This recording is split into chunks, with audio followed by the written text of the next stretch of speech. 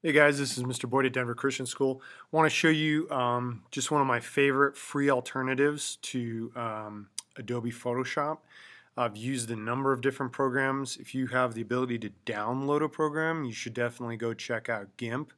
But I got to tell you, when I'm on the go and I've just got to do something quick and easy, the problem with this, of course, is that you need a web connection. You have to have an internet connection to use this because this is a free website. This is Pixlr, and their entire program runs in the cloud. Although that is pretty awesome because you might be able to get some of the pen or just finger drawing functions with an iPad or something like that, or if you have a screen that's a touch screen on your computer. There's some pretty incredible things that Pixlr can do, and I really like this program.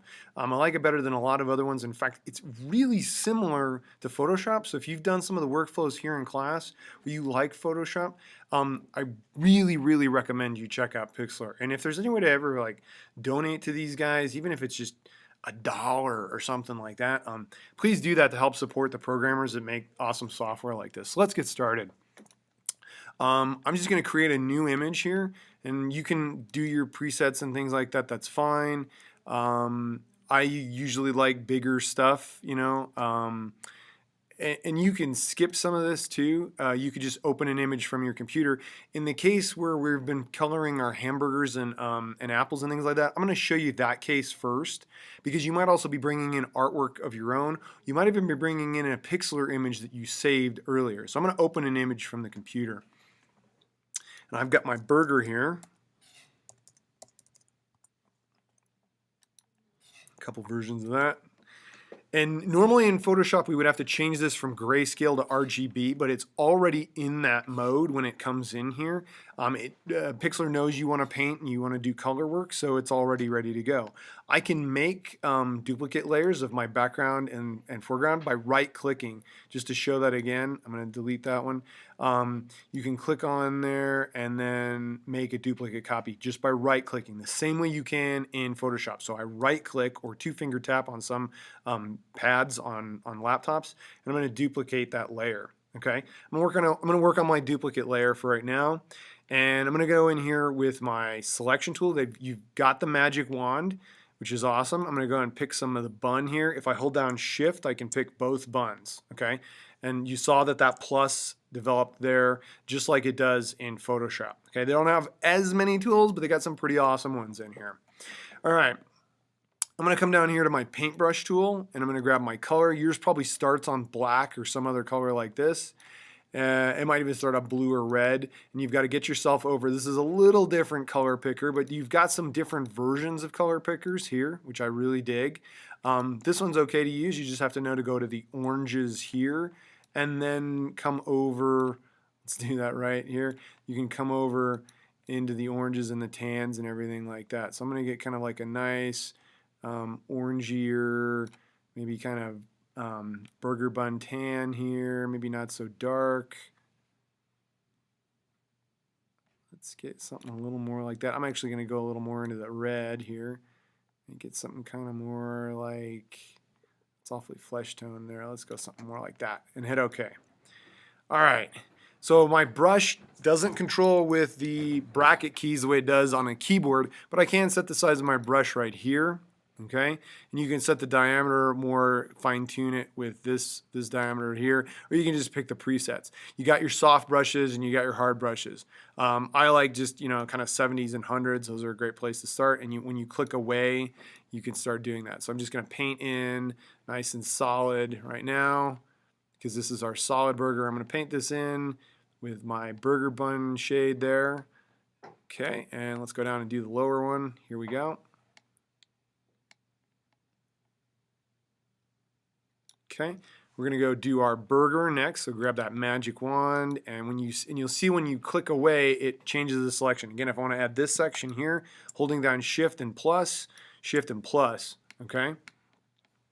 I don't recall seeing an add tool or something like that. So you do kind of have to know the plus comes from Shift in here. Okay, and that might be challenging on an iPad. Like I say, I don't see a plus option here anywhere, and I might zoom out just a little. I'm gonna click in my interface here. I don't see there's the promotion. I can take the promotion away. But I don't see any tools that we're missing by zooming in or out or anything like that. And I don't see a toolbar that can turn on or turn off adding and subtracting for you in the interface. So that might be a little bit of a challenge if you've got an iPad and you're trying to do this. Okay, you could also just paint each thing one at a time and keep your color the same. Let's go change our color again. Get more kind of like a richer, darker brown like that, and hit OK. And again, go back to my paintbrush and just real quick kind of go over those. All right, there we go. Let's go do our cheese next. We go here and shift here, and I'm going to call this cheese as well. We're going to go get ourselves a nice kind of yellowy orange right there. Grab some American cheese for that one, and go ahead and grab my paintbrush and paint that in. Okay, and again, I'm doing solid color first because that's my workflow that we're kind of teaching in class here. I'm going to go ahead and get the tomato, holding down shift, getting all those little kind of neat little tomato chunk areas. This didn't quite close off. So if I zoom in on this, again, Command plus and Command minus work. You can also, you can also zoom in with this tool, and I believe here in View you can do actual pixels or show all or some of those things. You can switch to a full screen mode. That's kind of cool when you do that. Makes it feel a lot more like Photoshop. Let's see what I may need to do, and here's something. If you need to deselect something, you can you do kind of have to right click and deselect all. So I'm going to go in and fix that little zone right there so that this is lettuce and this is tomato. So I'm just going to paint. I'm going to sample with my eyedropper tool, which is right there. I'm going to sample some of the gray and black from the line, and I'm just going to paint that with a smaller brush. Actually, I could use the pencil in this case. I'm just going to kind of paint that across there. There we go. Close that one off. I could have done that down here as well. If you see some areas like that that you want to do, go ahead. You know, this is fine if this is all green and that's not closed off, but let's go and close this one off right here too. And maybe one right there. Okay. So just small changes from the Photoshop workflow. Going to go ahead and grab my magic wand tool again. I'm going to click in here and click over in here. And I got to hold down the shift when I do this. Let's get that tomato here. Getting all these. Oh, why is it not doing the shifting now here? Let's hang on there. Oh, that's interesting. My shift function has vanished. Can I do control and add? Nope, control and add takes you to this other thing here. I'm just going to deselect everything here. Let's go try some other tools. Okay, let's try this again. All right, well, it's not that big of a deal. That's interesting that it went away when I zoomed all the way into full screen mode. I'm curious if I come back to normal here and hold down the shift button. Yeah, that's interesting. So in full screen mode, that control breaks down. So you're better off being in not full screen mode if you want the shift button to work for your magic wand. That's good to know. I'd never noticed that before.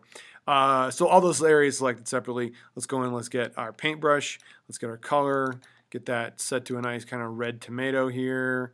Maybe a little darker tomato. Maybe let's go for a little brighter tomato. Maybe a little bit more kind of like that. Now a little more here. Let's dial that up. There we go. That's good red, intense red. And again, just going to paint that in. There we go. Oh, looks like this was some tomato too. Let's go and grab that and hit that one with our paintbrush. There we go. And one of the things you'll notice here too,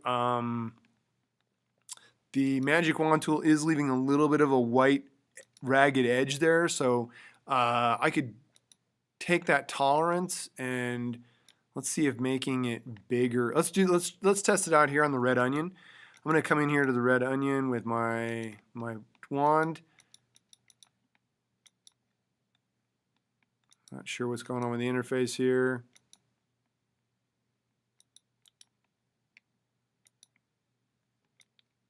Okay, can I get the wand back? It's interesting. Oh, we've got everything is selected here. So let's deselect all. So that's what's happening. When I dial my tolerance way up, I actually pick everything with this. So let's dial our tolerance a lot further down. Let's dial it down to like 3 pixels or 5 pixels. 3 pixels is probably great right there. Yeah, okay. Let's see.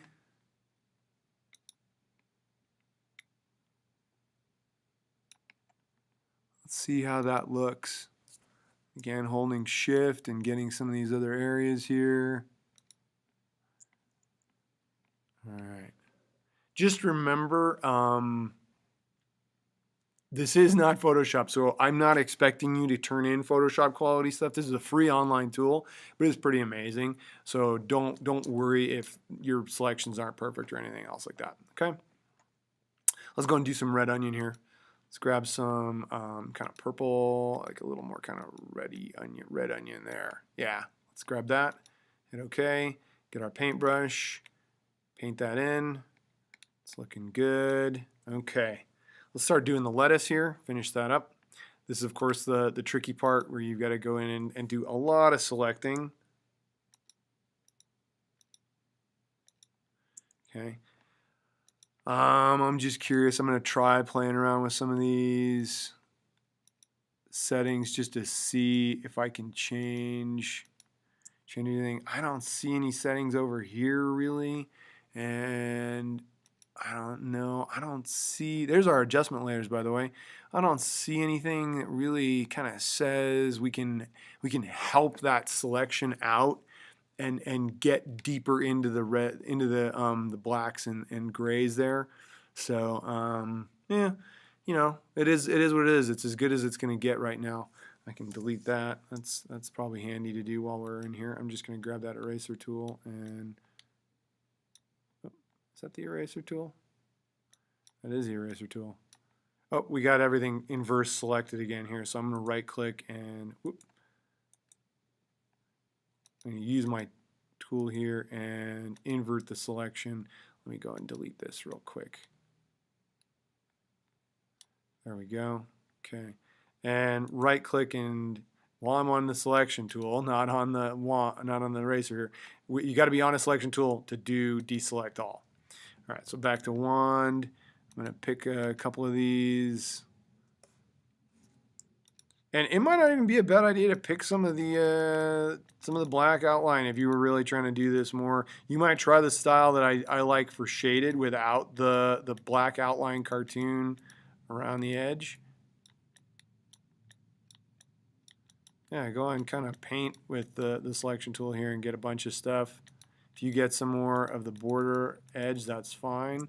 And it looks like we could probably dial this tolerance up a little more, actually. Let's try that. And I'm going to try it even more on one of these other ones here. Let's try it in here. See what we get. All right, let's go paint some green in there. Get a nice lettuce color. Go back to our paintbrush here.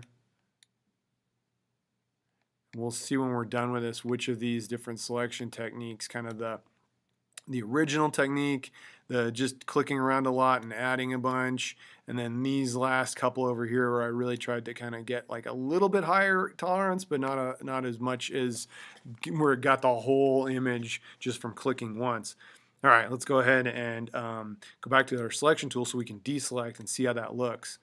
Oh yeah, okay, so it looks like a selection tolerance of 70 is actually the way to go. So I'm curious if I come back in here, or a 94 actually, I'm curious if I come back in here and maybe let's actually dial that up a little bit more. Let's click in here. And I'm just curious if we go back in and sample that burger color and we paint a little bit around those edges. I'm curious if we'll be able to get rid of some of that. It looks like we are. Hey, that's fantastic.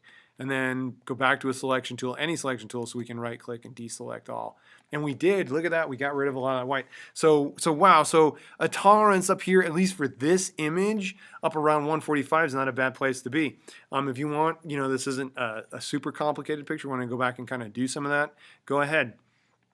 I'm going to go ahead and switch over to what the workflow is for the shaded burger. So imagine you got this whole thing done. You're going to right click over here and duplicate this layer, your solid layer. And now on the copy, you're going to do your shading. Same workflow pattern that we use in Photoshop. You're going to sample the original color that you want to adjust. You're going to want to select all of that area. You're going to go to your paintbrush and you're going to go into that color now, and you're going to pick a lighter variation of that color. And the neat thing in here, guys, let me cancel that for just a second.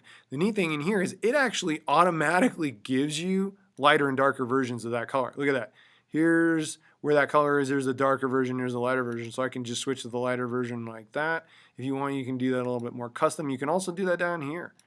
And hit OK with the paintbrush on a nice, big, soft brush. Let's go a little bigger. And with an opacity that's lower, same kind of workflow that we do in Photoshop. I'm just going to tap, tap, tap, tap, tap, tap, tap, tap, tap.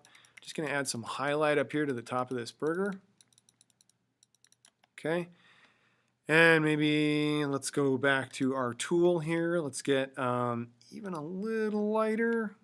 Be a little bit more in the orange there. Yeah, it would be kind of on the pink side. Dial down the size of my brush.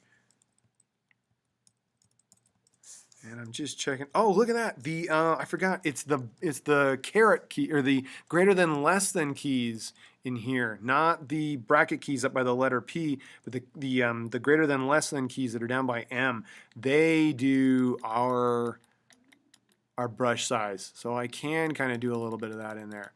All right, let's go back to our color. Get our darker color here. And if I want, I can come over and sample and then go darker. And hit OK. Again, bigger brush. Let's go the other way. Nice big brush, low opacity, still fine. And I'm just kind of working that in, working in a little shadow at the bottom here. Okay, let's go back to a darker color still. Let's go ahead and use the one that they picked for us. And I'm just adding that in, right? Just like that. And I'm going to use my selection tools to go down and do that down here. Whoop, got to be careful. And right click and deselect all. Yeah, that's curious. When we have the tool set, it's too big for that section. So you may really have to be a little bit more custom. And that's the difference. Is the artificial intelligence in Adobe Photoshop does more of this auto adjusting for you. But if it looks like it's doing too much in one area, go ahead and dial down the tolerance in that area. So let's go back down to that 70 that we liked so much, kind of right around in there. That's pretty close to 70. Let's pick in there. Look at that. We got a pretty good one. So back to my paintbrush. And I'm going to go ahead and I'll stick with my darker colors for right now. That's fine. Maybe kind of go up a little bit here. And I'm just going to real softly kind of add in some shadow there. And I might dial this down and add some shadows like in here around where the lettuce is casting shadow on things. Just like that. Right there. And maybe a tiny bit over in here, not a whole lot. I'm just kind of clicking in. It's pretty good. I could add some highlights, but that's okay. Not every part gets a highlight and a shadow. Some get just shadows. So again, back to that workflow. Do the selection. Let's do the cheese now. Let's get both of these pieces of cheese here while I'm at it. And that tolerance is 71. Seems to be working great. Could be maybe a smidge higher. Let's see what 90 does for us. I'm going to deselect and then come back in and select. Let's do that now. Let's click in there and click in there. All right. Again, going to go. I can do the workflow I have in Photoshop too, where it lets me sample from the color picker and then go lighter like that. Back to my paintbrush and just going to add some highlight in here. Right in there. Can't do anything out there. Let's go in and make this a little brighter of a highlight, just like that, and hit OK. Maybe dial down the size of my brush just a little. And just, again, I'm sneaking up on it because I'm using a low opacity here. Might just do like a little bit right in there. Okay, that's it. So that's how you're going to work your way around in both a shaded and a solid version of the burger. And when you're ready to save all this and turn it into me, a couple things you can do here. You can, one, you can turn off the vision of the layer that you're on here. So let's do that. Turn off the vision of the shaded layer and turn on the vision of the shaded layer. So I'm going to export the solid version here. And again, I'm going to just get rid of that deselection. I'm going to deselect everything real quick here. I'm going to go to File. And of course, you can save this as some kind of JPEG. If you want to come back and edit it again, though, you can save it into the Google Cloud. If you have a Google account, you can sign in with Google right here, and it'll save an editable Pixlr file format, just like a Photoshop editable format. I don't need that right now, but that's what you would do, especially if you're going to do this over a period of time and do successive passes at working on your project. Make sure you sign in with your Google credentials, guys, right there, or just create an account. That's great. And it'll save it into your Google Drive. It will take up some space on your Google Drive, especially if you're using your personal account, not your school account, because we have a lot more space for free as an educational institution. But do that, and it'll save it, and you can come back to it later. I'm going to go and just export this as a JPEG. Say, for instance, you were done and you were turning it into me. You would just export it as a JPEG right here, and the quality setting is fine at 80%. That's okay, and just hit OK. And you're going to save it onto your drive, and we would call that Solid Burger. Solid Burger, maybe the first one, and like that. Then I'm going to turn on the vision of the shading, and it doesn't matter if the vision of the solid is off because this supersedes it. And then I'm going to go back to File, and I'm going to save this. I'm going to use the JPEG again here. If you're doing this for editing, make sure you're saving in Pixlr format to your Google account.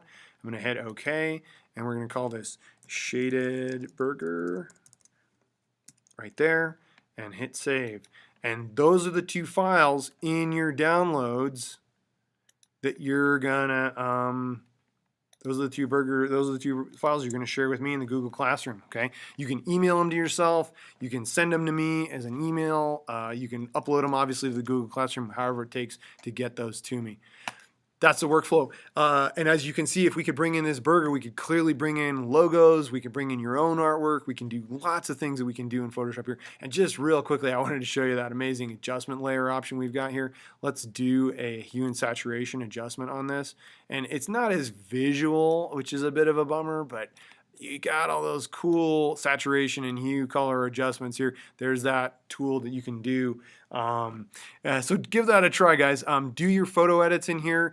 Try your selection. It's not going to be as great for some of the compositing, but this is an excellent and amazing, incredible free tool that you can use. And there's even the colorizer for any of your work. Enjoy.